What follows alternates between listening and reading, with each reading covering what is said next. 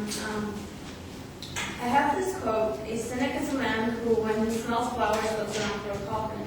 Basically what that means is a person that always looks at the negative things instead of looking at the positive things about people.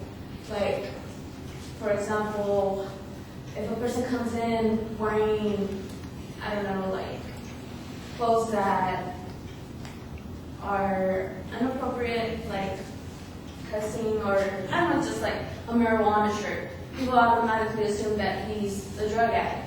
But you don't know like what's going on with him. Like, he might be sick, he might have cancer, or you don't know what's going on. It's personal issues.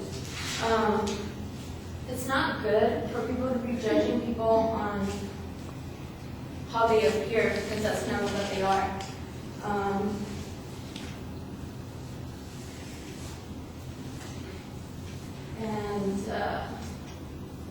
Judging people like that, it's just, it makes you look like a really narrow-minded person. You know, it makes you look bad while you're talking about other people. And nobody likes to be talked about, obviously. Nobody likes it at all. Like, if you're being judged, it brings your self-esteem down, you can hurt people's feelings. You don't know like what you're doing, like in social sites. People will post on people's Facebooks like bad comments, and then it circulates, and then you have things like those kids that committed suicide because they were gay and they were being harassed. You know, those things are not cool. Like, it's not right. So before anybody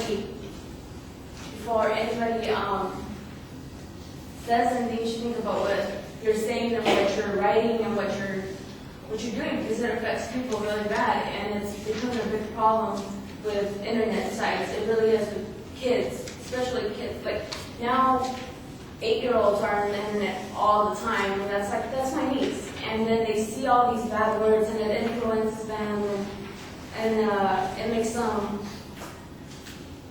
act bad or rebel, or I don't know, just things like that.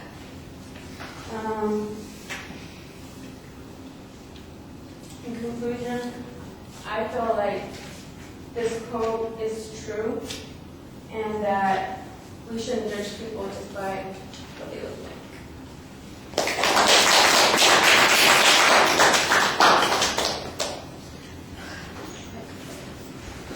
So that's the last one, right? Mm-hmm.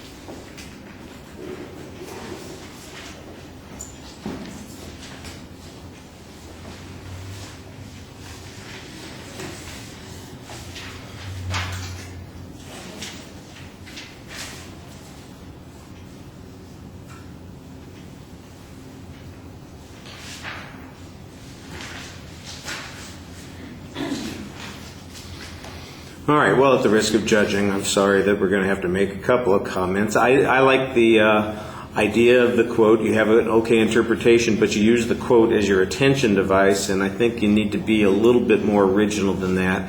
You also need to develop a plan for the presentation. It really feels as if you are doing a stream of consciousness thing. You're just wandering around on the subject, and as ideas come to you, you try and find a way to pull them in, as opposed to, this is what I really meant to say from the beginning of the presentation. This is the idea that I had. It kind of felt a little bit bit like the subject changed too, because it went from how people present themselves to how people are judged by others. And so there's a little bit of an odd shift in the focus there. You project your voice pretty well so we can hear you, and there's pretty good variety in your tone. You're inconsistent in the pacing. Part of that, I think, reflects the uncertainty about where you're going with the topic. And because you are uncertain about that, it comes out in the way you are delivering it. You're not as fluent and smooth as you might otherwise be. Your facial expressions, they don't always seem like they're connected to what you're talking about at that moment. Sometimes they feel as if they are just transition kinds of expressions because you are thinking of the next idea while you are talking to us. You move around a little bit while you're speaking, but it's not always purposeful. You want to make sure that those kinds of movements are connected to what you're trying to say. I think most of your anxiety does come out in your feet and the eye contact. I did think at the end of the speech you helped yourself a little bit by at least coming back to the second idea that you had about what you thought the topic meant and trying to remind us the point that you were trying to make there. And you know what? If you've got a good exit, that can often rescue some of the problems that you had with the content, even though it wasn't well organized. All right, thank you. And thank you all for your patience today. We're going to stop here and do the test at this point.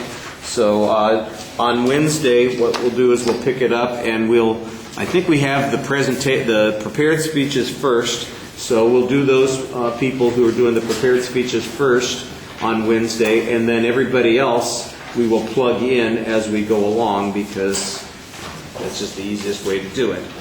But let's get the test out of the way right now.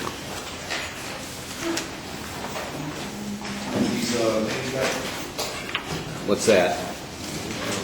Nope, that's your souvenir for the day. You're more than welcome.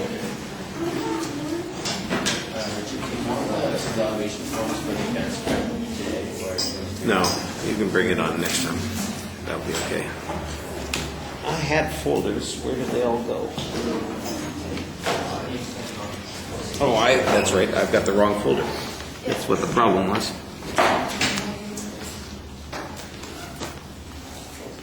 Still.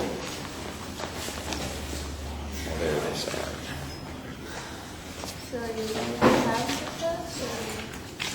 Say again? So you have the test, right? I do have the test.